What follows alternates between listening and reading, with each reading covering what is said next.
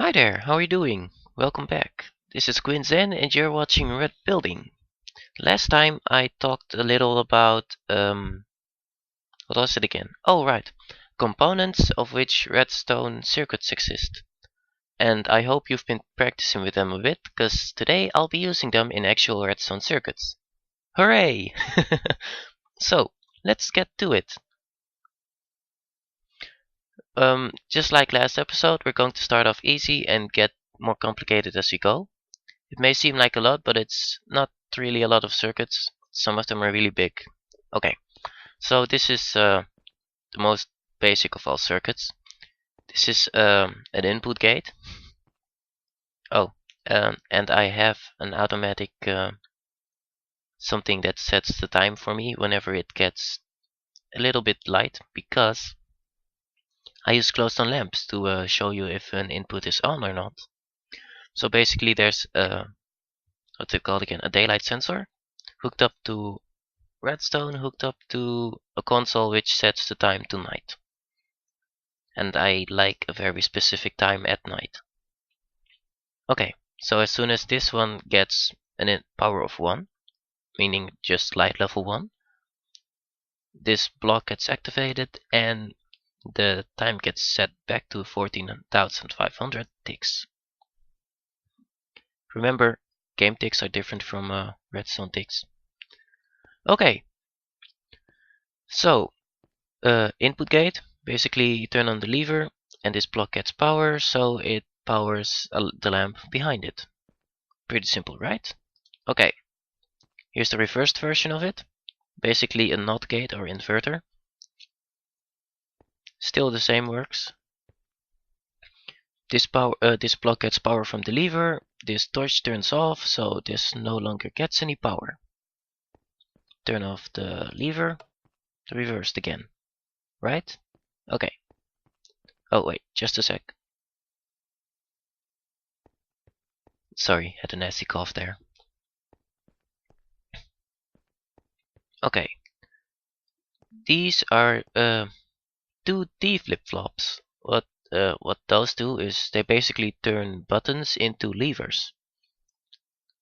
This one is a little bit more compact than that one, but it's not silent and it's not as fast either.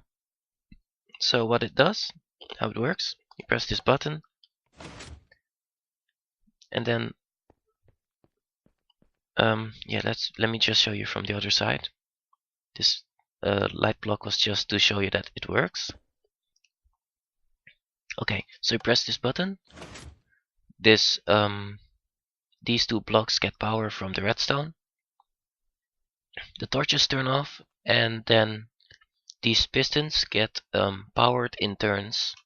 Like this time, whoa, yeah, this time this one will get power before this one does. So it pushes. Now this one will get power before this one does. So that one pushes. And this one, this is a slightly bigger T flip-flop, but it's yeah, it saves space on the height because this one needs 2 blocks more than this one. However, to offset it, this one is 4 by 4. So basically it's 4 by 4 by 2, and this one is 4 by 4 by 3. Oh, that's interesting.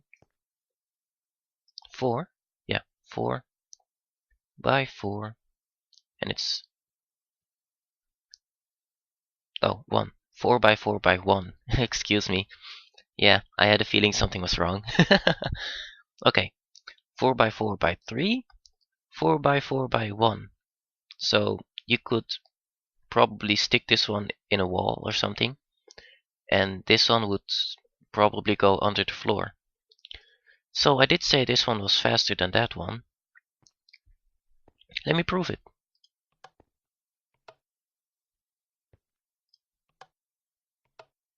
As opposed to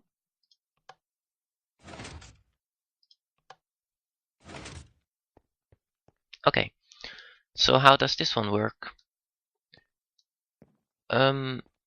This button sends a pulse into the storage, which turns it off immediately. And it also sends a pulse into this repeater, that's the word. So it powers this redstone as well. Why these two? This button deactivates the storage after 1 tick, because that's the delay for torches. And then this and excuse me.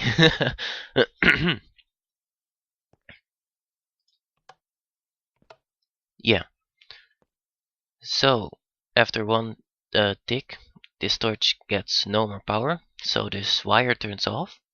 And then after 3 ticks, 1, 2, 3 ticks, this repeater powers this redstone again. So what does that mean? It means that this redstone dust is unpowered for exactly 1 tick. Okay, why 1 tick? Well, this powered repeater locks this repeater. Oh, that's something I forgot to mention last episode, isn't it? Okay, let me just go through it right now. Repeaters can lock each other by supplying power into the side of it. For example, if I were to place a torch in here, this one would get locked. What does that do? It prevents this repeater from getting power or losing power. So basically this repeater acts like a torch, a very, very expensive torch. And then need those anyway. That's it. So repeater can lock other repeaters. Okay. Glad that thing works, because I forgot. Okay. So now that this repeater is locked in the on state, this dust is also locked in the on state, which means that this torch is locked in the on state. Okay, so what happens when I press this button? As you can see, it switches up. Why? Because this repeater loses its power as soon as it's unlocked, which means that this dust loses its power as soon as it is unlocked, and 1 tick later, exactly, this torch turns on and this dust turns on. But in that exact same tick later, this repeater is already locked, so it can't receive power. Pretty impressive, isn't it? Okay, so this one has two outputs, or you could use it to have two outputs. That would be this one and this one, but this one is a little tricky because it has to power this block, meaning that either keep it as a dot by placing power sources, blocks next to it, and use those as superpowered sources. Either that, or use repeaters. Or if you really want to use dust, the only way to do it would be to have it here, so it still forms a line that is pointed towards this block. And this covers the two T flip-flops that I generally use. There are a lot more, and you can find those pretty easily. But yeah, I tend to stick to what I know. I mean, if it works, why fix it? Okay, so what's this? This is a pretty important part of the second T flip-flop, and I've already explained how it works. Basically, the storage is locked in the off state, and when I press this button, you get a single tick pulse here, because this storage turns off 1 tick after the button press, and 3 ticks later, 1, 2, 3, the block gets powered again. So there's only a 1 tick time window in which this storage is turned on. See the difference between that? This is really useful for making one-tick clocks, for example like this.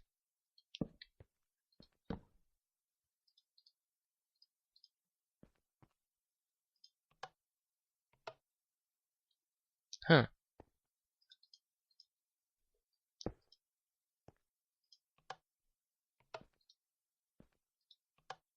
that's interesting. It used to work like this. Okay, so I guess you can't go lower than 2 ticks anymore. Still, it's pretty fast.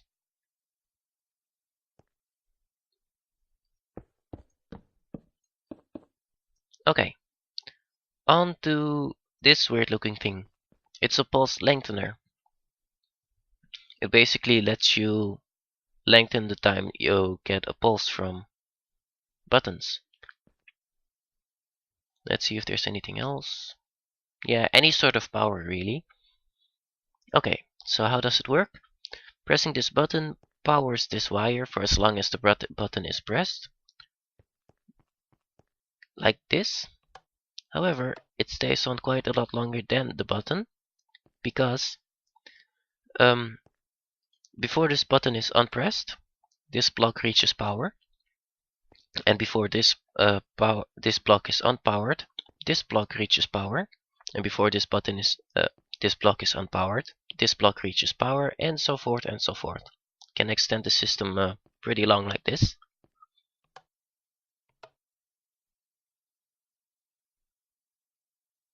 Right?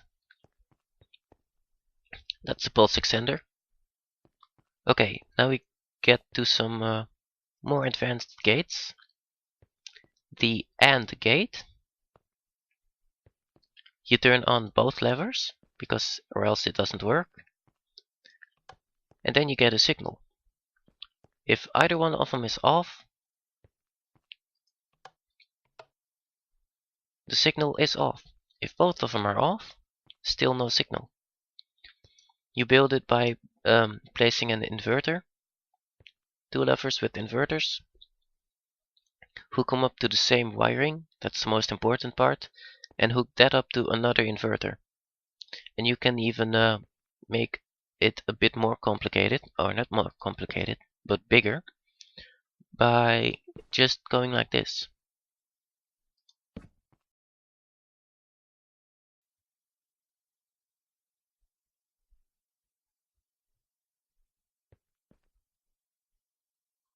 Well, never mind. I'll figure it out later.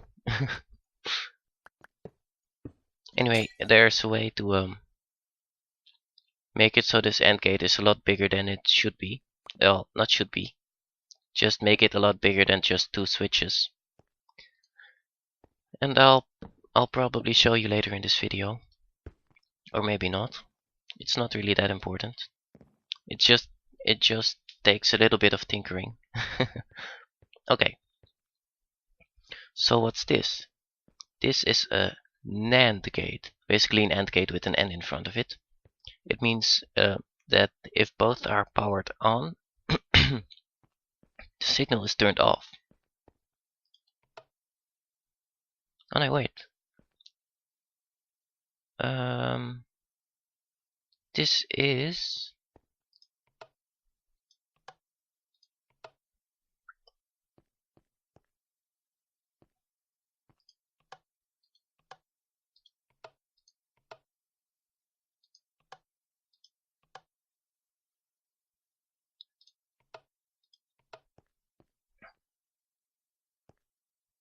Yeah, this is a NAND gate. Basically, the signal is on, except for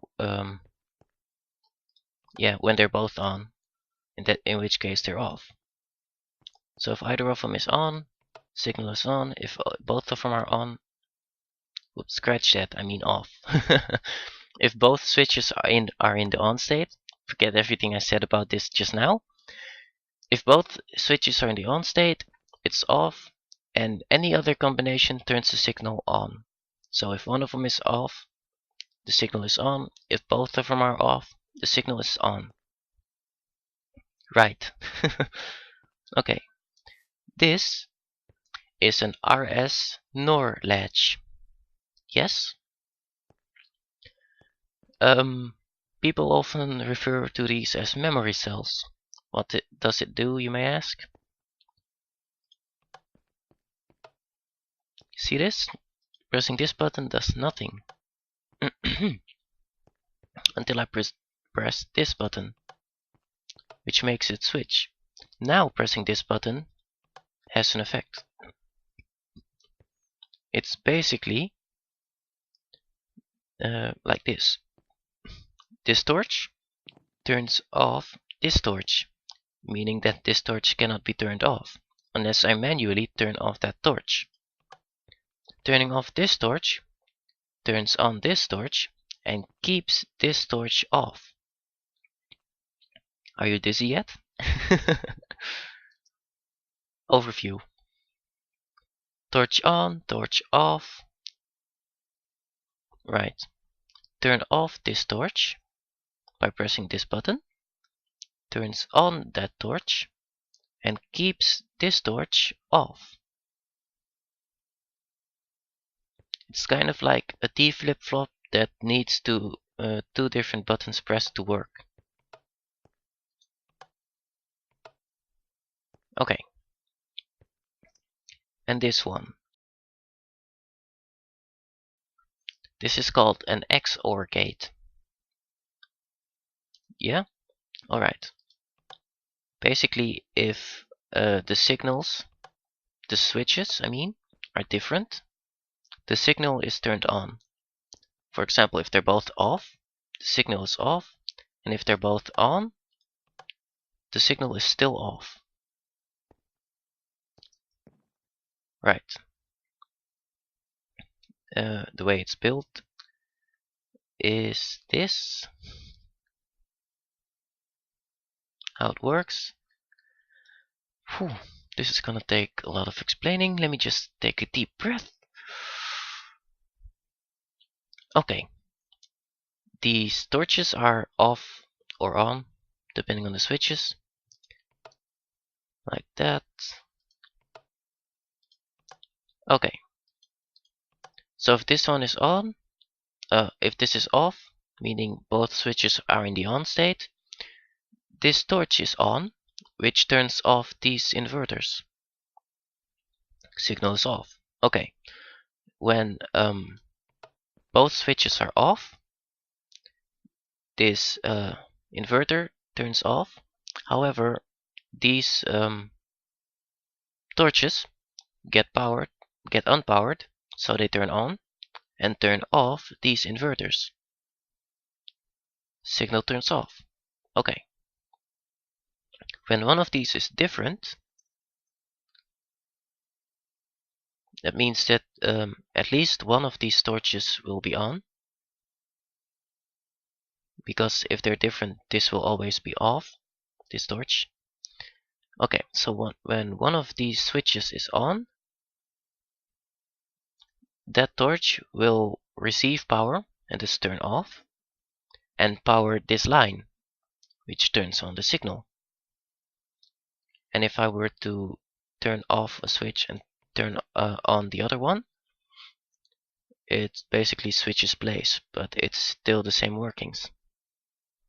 Okay, now there's another gate, the XNOR gate, which basically all it does is add an inverter to it,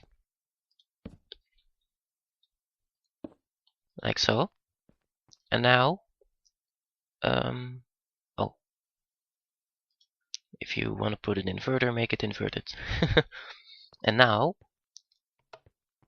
whenever these two are the same, the signal is turned on. So both off, signal on, both on, signal on. If one of them is different, signal off. It's kind of like a mix of an AND gate and a NAND gate, but it's a lot bigger. This concludes a few of the basic circuits. See if you can use a few from. You know what? I'll give you some homework. Let me think. Okay, I've thought of something. if this lamp is on, then this lamp is off.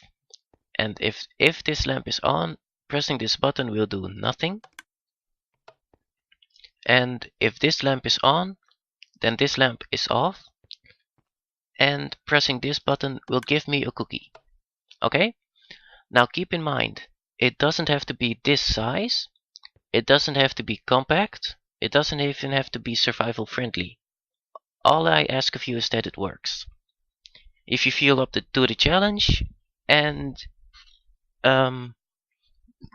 you feel like in a recording mood, send me let's see, what's it called again?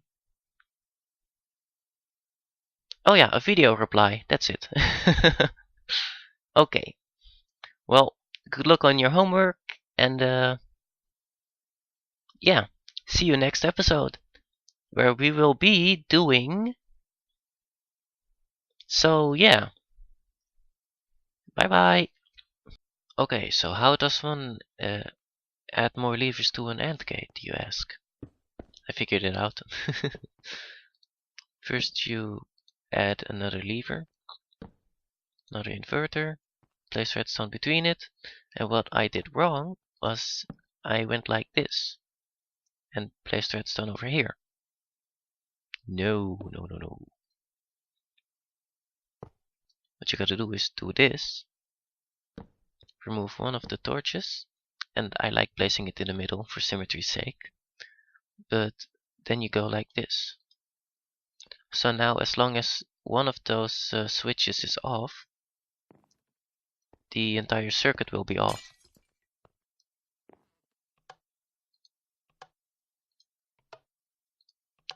Off, off, off. You can just keep on adding them like this. Whoa, lag spike, frame rate spike. No idea what's going on. It keeps happening more frequently. It's alright though. So, again, I'm just moving these for the sake of symmetry. But now this new one is off. Now it's on, so everything's okay. Right. Glad that that's settled. Okay, now for real. Later. And again, good luck on your homework.